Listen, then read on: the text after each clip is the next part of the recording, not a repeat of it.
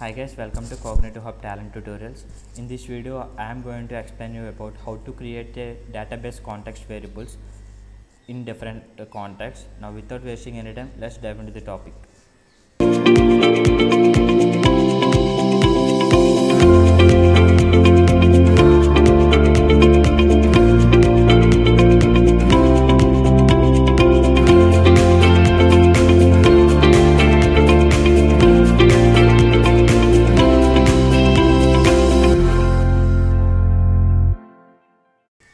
Okay guys, here I have created a new job named context underscore groups and I have opened it in the designer tab. So first of all, what I am doing is I am creating a metadata here for database metadata. Now what I am doing is we have a metadata folder here, and for DB connections I have been creating a new connection here and I am giving the name as DB connect, and purpose and description I am leaving it as blank, and I am clicking the next button here. And here we need to do something like we need to assign the types. For DB type I am assigning MySQL, and for it is a version is MySQL 5 I have installed, and here the login value is nothing but a root, and you need to enter the password as well, and you have to enter whatever the server that your MySQL is running, and the port name is 33306 for MySQL, and what is the database that your table is present. And once it is done, go to test connection. If it is working fine, then it will show successful. If it is not working fine, then it will show some error here. And once it is done, if you want to create this entire variable, suppose if you want to use this variable multiple times, then you can create it as a context variables like context group. All these variables will come under one context group. Now how to do that? In order to do that, click a export as a context button here. So here it will show ask for us for create a new repository context or reuse an existing repository context. For now I am creating a repository context, so I am clicking OK, and the repository connection name was DB connect, and I am clicking next. Here this is the entire group, like the context group that we have created, and all these variables will come under these things, and I am clicking finish. Once it is done, now it is saved.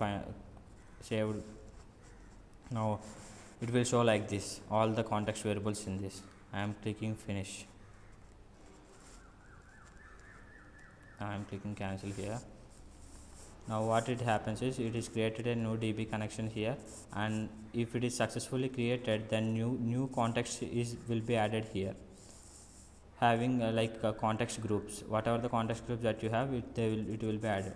Now what I am doing is I am inserting a TDB input for retrieving a data from database, and also I am printing it in a console instead of saving it into another file. First of all, I have to add this database what I am going to use, and I am property type I am changing it to repository because I have already created a repository database here. Now I want to use that. I have created a DB connect. I am using DB connect here, and I have to click yes. So once it is done, it will show everything as a context port as well as context database as well as context login and context password. For schema you have to assign it. For schema we need to change this contains first name, which is a string, and next one is a last name, which is also a string, and then age, which is an integer. You need to change this to integer from string, and I am clicking OK here. And we need to assign a table. The table name is sample output table in my database. Sample output table. I am clicking the guest query here, and I am saying what guest query means. It will enter all the columns present in your table, and I am saving it. What I am doing is I am clicking both this TDB input to tlogro using main connector, and I am running it. If it is run successfully, then you have created a database context variables correctly, and it is running fine. Now yeah, it is running fine, all the 4 variables gets printed. So now this is how you can create a context variables in using for databases and context group in databases.